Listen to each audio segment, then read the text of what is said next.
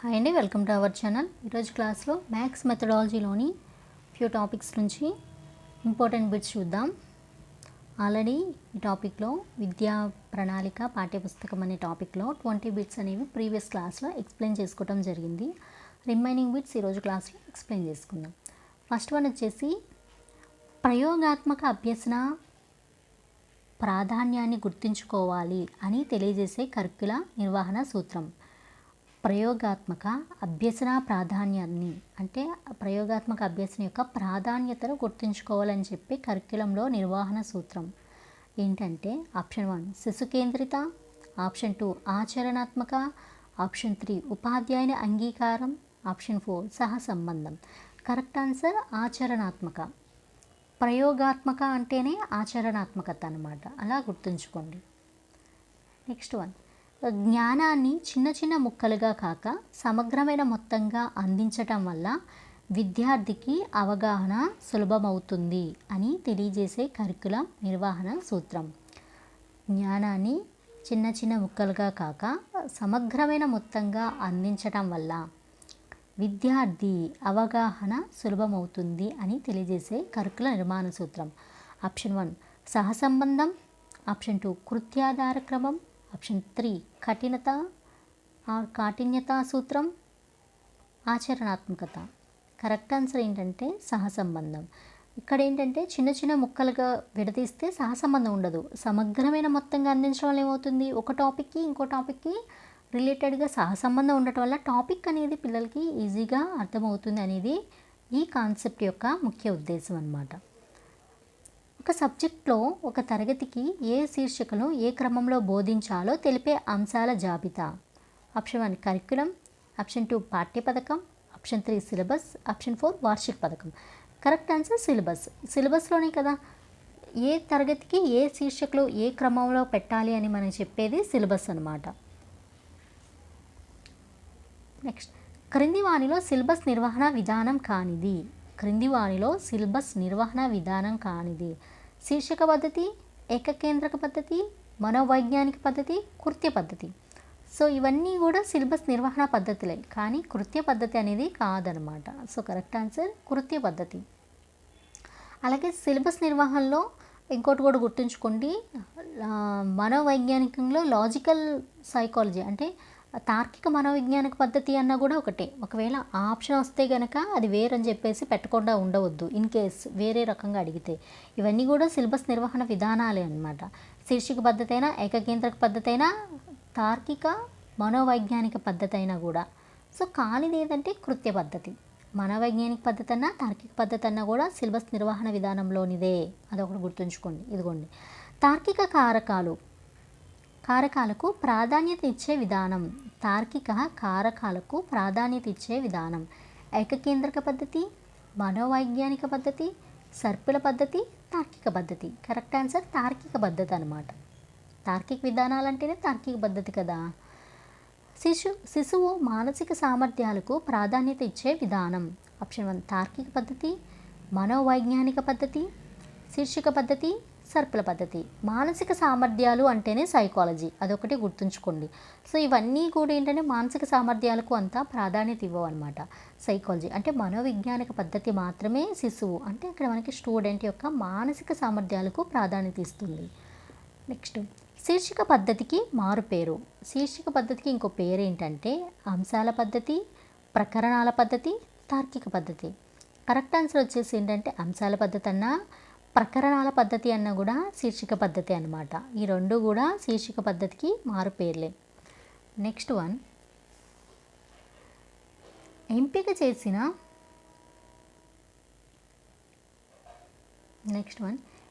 చేసిన ఒక శీర్షిక సంపూర్ణంగా అమూలాగ్రంగా అదే తరగతిలో బోధించే విధానం. తార్కిక పద్ధతి, సర్పిల పద్ధతి, శీర్షిక పద్ధతి, ఏకకేంద్రక పద్ధతి. కరెక్ట్ ఆన్సర్ శీర్షిక పద్ధతి.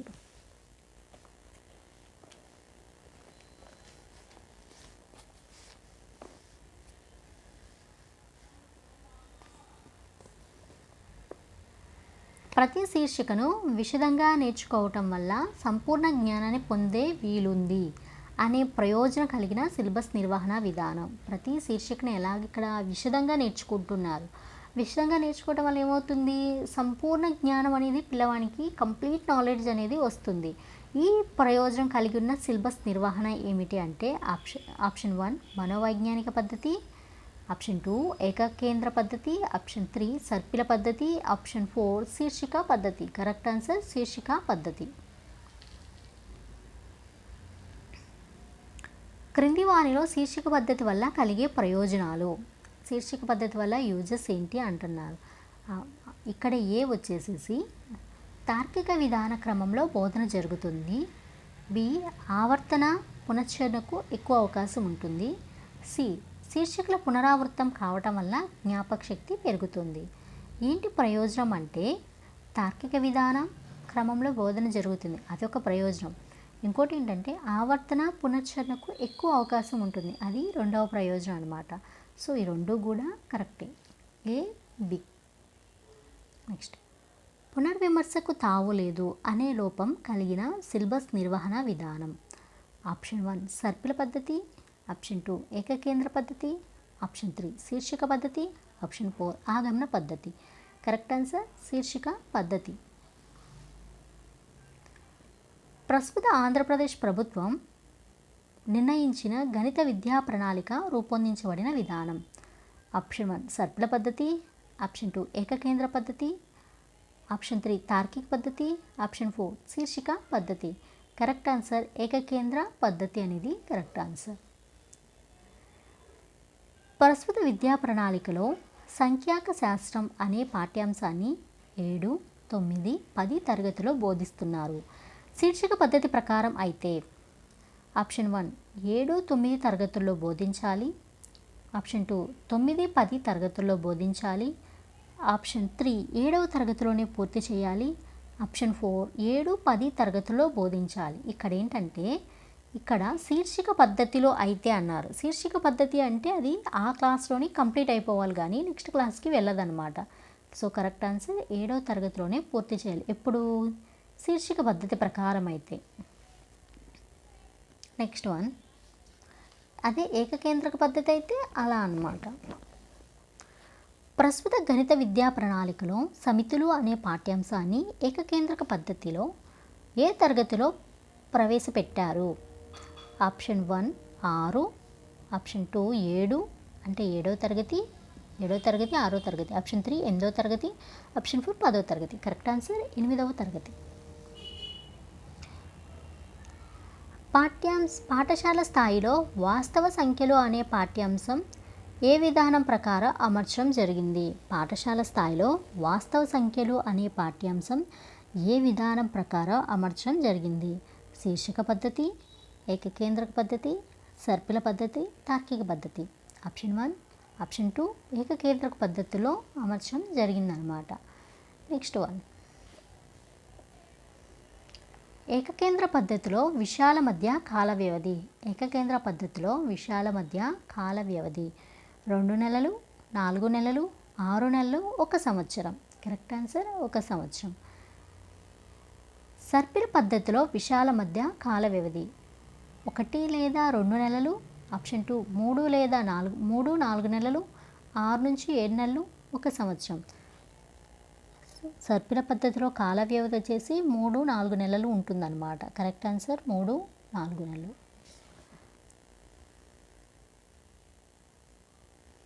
శీర్షిక పునరావృతం కావటం వల్ల జ్ఞాపక శక్తి పెరుగుతుంది. శీర్షికలు పునరావృతం కావటం వల్ల జ్ఞాపక శక్తి అనేది పెరుగుతుంది. అనేక ప్రయోజనం కలిగిన సిలబస్ నిర్వహణ విధానం. అనేక ప్రయోజనాలు కలిగిన సిలబస్ నిర్వహణ విధానం. తార్కిక పద్ధతి, ఏకకేంద్రక పద్ధతి, శీర్షిక పద్ధతి, ప్రకరణాల పద్ధతి. కరెక్ట్ ఆన్సర్ ఏకకేంద్రక పద్ధతి అనేది కరెక్ట్ ఆన్సర్. నెక్స్ట్ వన్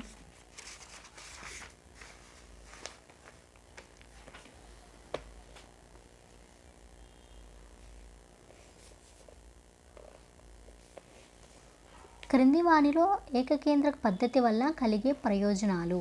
క్రింది వానిలో ఏకకేంద్రక పద్ధతి వల్ల కలిగే ప్రయోజనాలు. ఆప్షన్ 1 ఏ స్టేట్మెంట్స్ అన్నమాట. ఇక్కడ ఏ శీర్షిక అమరిక విద్యార్థుల స్థాయిని బట్టి ఉంటుంది. బి విద్యార్థుల విసుగు చెందుతారు, సి తార్కిక విధాన క్రమంలో బోధన జరుగుతుంది, డి ఆవర్తన పునశ్చరణకు అవకాశం ఎక్కువ. కరెక్ట్ ఆన్సర్ శీర్షిక అమరిక విద్యార్థుల స్థాయిని బట్టి ఉంటుంది. అలాగే విద్యార్థులు విసుగు చెందుతారు అనేది కలిగే ప్రయోజనం, విసుగు చెందరు అనేది కలిగే ప్రయోజనం అన్నమాట. అంటే వాళ్ళ యొక్క స్థాయిని బట్టి ఉంటుంది, అలాగే వాళ్ళకి విసుగ్గా కూడా ఉండదు, విసుగు చెందరు అని అంటున్నారు.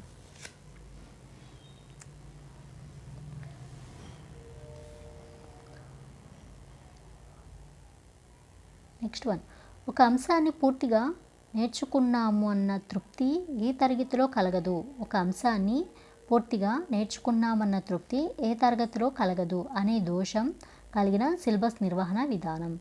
ఆప్షన్ 1 శీర్షిక పద్ధతి, ఆప్షన్ 2 ఏకకేంద్రక పద్ధతి, ఆప్షన్ 3 ప్రకరణాల పద్ధతి, ఆప్షన్ 4 అంశాల పద్ధతి. కరెక్ట్ ఆన్సర్ ఏకకేంద్రక పద్ధతి. నెక్స్ట్, ఏకకేంద్రక పద్ధతిలో ఒక లోపం. ఏకకేంద్రక పద్ధతిలో లోపాలు ఉన్నాయంట, అదేంటో గుర్తించమంటున్నారు. పునర్విమర్శకు తావులేదు.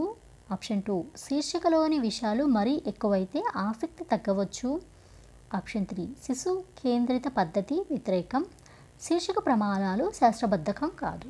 అంటే ఏంటంటే ఇక్కడ శీర్షికలో విషయాలు మరీ ఎక్కువైతే ఆసక్తి తగ్గుతుంది, అది దాని యొక్క లోపం అన్నమాట ఏకకేంద్రక పద్ధతిలో. కరెక్ట్ ఆన్సర్ శీర్షికలో విషయాలు మరీ ఎక్కువైతే ఆసక్తి తగ్గవచ్చు. నెక్స్ట్, ఆలోచనలకు పద్ధతులకు సత్యాలకు అభ్యాసాలకు ప్రాథమిక సమాచారం ఇచ్చేది.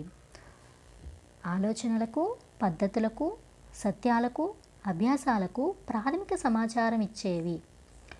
ఆప్షన్ 1 వర్క్ బుక్స్, ఆప్షన్ 2 పాఠ్యపుస్తకాలు, ఆప్షన్ 3 గ్రేడ్లు, option 4 question banks. Correct answer పాఠ్యపుస్తకాలు అన్నమాట. నెక్స్ట్ వన్, ఒక ప్రత్యేకమైన అధ్యయన శాఖకు ప్రాథమిక లేదా అనుబంధంగా ఉండే ప్రామాణిక గ్రంథమే పాఠ్యపుస్తకం అని నిర్వచించిన వారు. ఒక ప్రత్యేకమైన అధ్యయన శాఖకు ప్రాథమిక లేదా అనుబంధంగా ఉండే ప్రామాణిక గ్రంథమే పాఠ్యపుస్తకం అని నిర్వచించిన వారు. ఆప్షన్ 1 హాల్ క్విస్ట్, ఆప్షన్ 2 బెంకన్ ప్యాసియర్, option 4 Lange, option 3 Lange, option 4 Blaise Pascal. Correct answer Lange అనేది కరెక్ట్ ఆన్సర్ అన్నమాట. నెక్స్ట్ వన్, బోధనా ఉద్దేశంగా మౌలిక ఆలోచన నమోదును పాఠ్యపుస్తకం నిర్వహిస్తుంది అని అభిప్రాయపడిన వారు. బోధనా ఉద్దేశంగా మౌలిక ఆలోచనలు అంటే ఇంపార్టెంట్ ఆలోచనల నమోదును పాఠ్యపుస్తకం నిర్వహిస్తుంది అని అభిప్రాయపడిన వారు.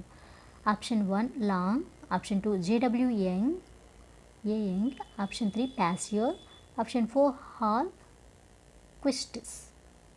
Correct answer Hall Quest. Next one, తరగతి గది ఉపయోగానికి జాగ్రత్తగా బోధనా సామగ్రితో ఆ రంగంలో నిపుణుడు తయారు చేసిన పుస్తకమే పాఠ్యగ్రంథం అని అభిప్రాయపడినవారు.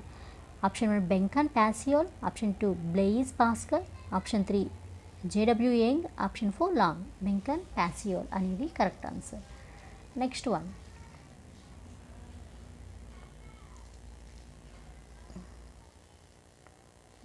చూడండి.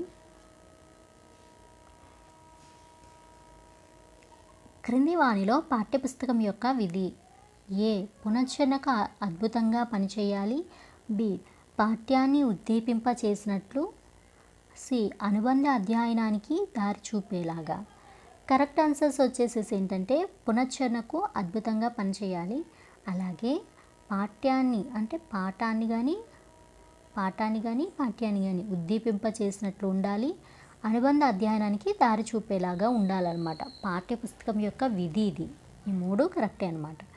నెక్స్ట్, మంచి పాఠ్యపుస్తకాలతో చారిత్రక అంశాలు, పజిల్స్, మనోరంజక గణితాంశాలు తగిన విధంగా తగిన స్థానంలో ప్రభావం కలిగి ఉండేలాగా ఇవ్వాలి అని తెలియజేసే పాఠ్యపుస్తకం యొక్క లక్షణం.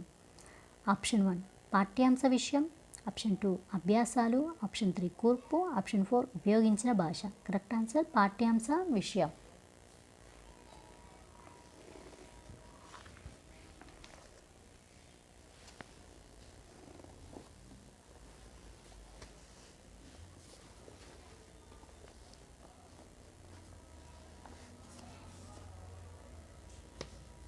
పాఠ్యపుస్తకం యొక్క లక్షణాల్లో కూర్పు అనే లక్షణం తెలియజేయనిది. పాఠ్యపుస్తకం యొక్క లక్షణాలలో కూర్పు అనే లక్షణం తెలియజేయనిది. ఏ పటాలు, పట్టికలు, అక్షరాలు, అంకెలు అన్నీ స్వల్పంగా ఉండేలాగా ముద్రించాలి.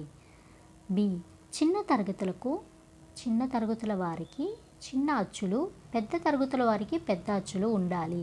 సి గణిత శాస్త్రవేత్తల ఫోటోలు కానీ ఆ తరగతికి సంబంధించిన విషయాల్లో పటాలను కానీ కవర్ పేజీలో ముద్రించాలి. సో కరెక్ట్ ఆన్సర్ ఏంటంటే పటాలు, పట్టికలు, అక్షరాలు, అంకెలు అన్నీ స్వల్పంగా ఉండేలాగా ముద్రించాలి. అలాగే గణిత శాస్త్రవేత్తలు ఎవరైతే ఉన్నారో వాళ్ళ యొక్క ఫోటోలు కానీ ఆ తరగతికి సంబంధించిన విషయాల్లోని పటాలు కానీ కవర్ పేజీలో ముద్రించాలి. ఇది కరెక్ట్ అన్నమాట. నెక్స్ట్ కవర్ పేజీ అందంగా ఉండాలి, ఎక్కువ కాలం మన్నేలాగా ఉండాలి అని తెలియజేసే మంచి పాఠ్యపుస్తకం యొక్క లక్షణం. ఆప్షన్ 1 ఉదాహరణలు, ఆప్షన్ 2 అభ్యాసాలు, ఆప్షన్ 3 కూర్పు, ఆప్షన్ 4 పాఠ్యాంశ నిర్వహణ. కరెక్ట్ ఆన్సర్ కూర్పు. క్రింది వానిలో మంచి సమస్యల లక్షణాలు. ఏ ఆసక్తిని కలిగించి పెంచేలాగా ఉండాలి, అంటే ఆసక్తిని కలిగించాలి, ఆసక్తిని పెంచాలి. సరైన ఉద్దేశాన్ని వైవిధ్యాలను ప్రదర్శించుట. సి ఆచరణాత్మక సామాజిక విలువలు ఉండటం. కరెక్ట్ ఆన్సర్ ఆసక్తి కలిగించి పెంచేలాగా ఉండాలి, సరైన ఉద్దేశాలు వైవిధ్యాలను ప్రదర్శించాలి, ఆచరణాత్మక సామాజిక విలువలు ఉండటం. విద్యార్థికి చూసిన వెంటనే పరిష్కారం దొరకక సవాళ్ళు విసిరేలాగా ఉండి అంగీకరించేలాగా ఉండాలి అనేది. విద్యార్థికి చూసిన వెంటనే పరిష్కారం దొరకక సవాళ్ళు విసిరేలాగా ఉండి అంగీకరించేలాగా ఉండాలి. ఆప్షన్ 1 మంచి పాఠ్యపుస్తక లక్షణం, మంచి సమస్య లక్షణం, మంచి సిలబస్ లక్షణం, మంచి కరికులం లక్షణం. విద్యార్థికి ఏంటంటే చూసిన వెంటనే పరిష్కారం దొరకకూడదు, సవాల్ విసిరేలాగా ఆ సవాల్ని వాళ్ళు యాక్సెప్ట్ చేసేలాగా ఉండటం ఏంటంటే మంచి సమస్య యొక్క లక్షణం. అలా ఉంటే పిల్లలకు కూడా బాగా ఇంకా ఇంట్రెస్ట్ అనేది పెరుగుతుంది, బాగుంటుందన్నమాట. అది మంచి సమస్య యొక్క లక్షణం అని ఇక్కడ చెప్పడం జరిగింది. నెక్స్ట్ సమస్య సాధన గురించి ప్రణాళిక తయారీ అనేది ఎన్నవ సోపానం. ఆప్షన్ 1 మొదటి సోపానం, ఆప్షన్ 2 రెండవ సోపానం, ఆప్షన్ 3 మూడవ సోపానం, ఆప్షన్ 4 నాలుగవ సోపానం. కరెక్ట్ ఆన్సర్ మూడవ సోపానం. నెక్స్ట్ సమస్య సాధనలో చివరి సోపానం. ఆప్షన్ 1 ప్రణాళికలను అమలు చేయటం, ఆప్షన్ 2 సాధన గురించి ప్రణాళిక తయారు చేయటం, ఆప్షన్ 3 జవాబులను సరిచూసుకోవటం, ఆప్షన్ 4 సాధించడానికి ఇచ్చిన ఆధారాలకు సంబంధించిన పూర్తి అవగాహన. కరెక్ట్ ఆన్సర్ సాధన గురించి ప్రణాళిక తయారు చేయటం. నెక్స్ట్ కొత్త విషయాలను పరిచయం చేసేటప్పుడు రాతపూర్వక అంశాలు ప్రారంభించే ముందు ఉపయోగించే అభ్యసన. రాత అభ్యసన, మౌఖిక అభ్యాసాలు, 3 మానసిక అభ్యాసాలు, 4 పునర్విమర్శ అభ్యాసాలు. కరెక్ట్ ఆన్సర్ మౌఖిక అభ్యాసాలు. నెక్స్ట్ 1 క్రింది తరగతిలో నేర్చుకున్న అంశాలను ఈ తరగతిలో పునర్విమర్శ చేసి తర్వాత అంశాలను పరిచయం చేసే ముందర ఉపయోగించే అభ్యాసాలు. రాత అభ్యాసాలు, మౌఖిక అభ్యాసాలు, మానసిక అభ్యాసాలు, పునర్విమర్శ అభ్యాసాలు. కరెక్ట్ ఆన్సర్ మౌఖిక అభ్యాసాలు. నెక్స్ట్ 1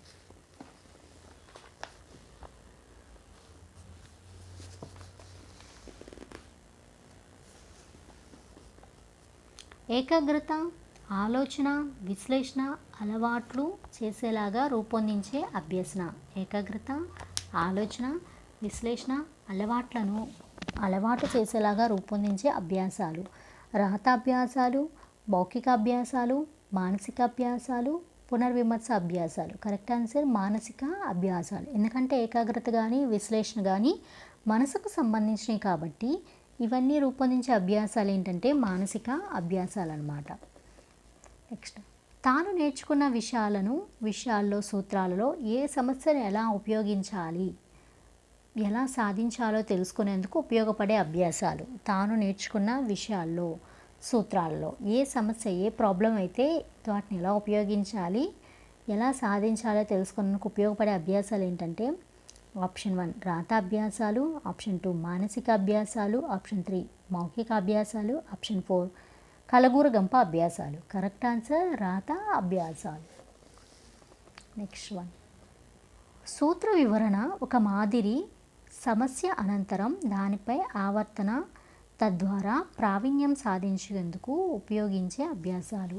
ఆప్షన్ 1 మౌఖిక అభ్యాసాలు, ఆప్షన్ 2 కలగూరగంప అభ్యాసాలు, ఆప్షన్ 3 పునర్విమర్శ అభ్యాసాలు, ఆప్షన్ 4 రాత అభ్యాసాలు. కరెక్ట్ ఆన్సర్ రాత అభ్యాసాలు.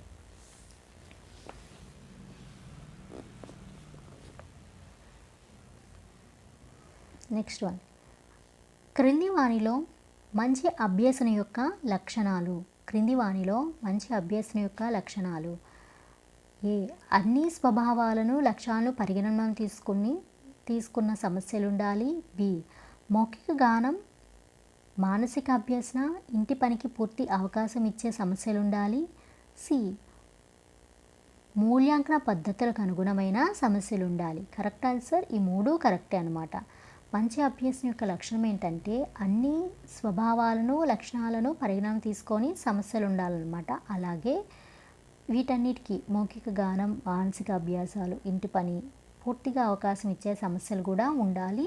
మూల్యాంకన పద్ధతులు కూడా అనుగుణంగా అలాగే అనుకూలంగా ఉండే సమస్యలు ఉండాలి. నెక్స్ట్, తేలిక నుంచి కఠినం, సరళం నుంచి సంక్లిష్టత రూపొందించే సమస్యల క్రమంగా ఉండాలి అనేది మంచి సమస్య లక్షణం, మంచి అభ్యసన లక్షణం, మంచి పుస్తక లక్షణం, మంచి పాఠ్యపథక లక్షణం. కరెక్ట్ ఆన్సర్ మంచి అభ్యసన లక్షణం. సో ఇక్కడితో పాఠ్యపుస్తకం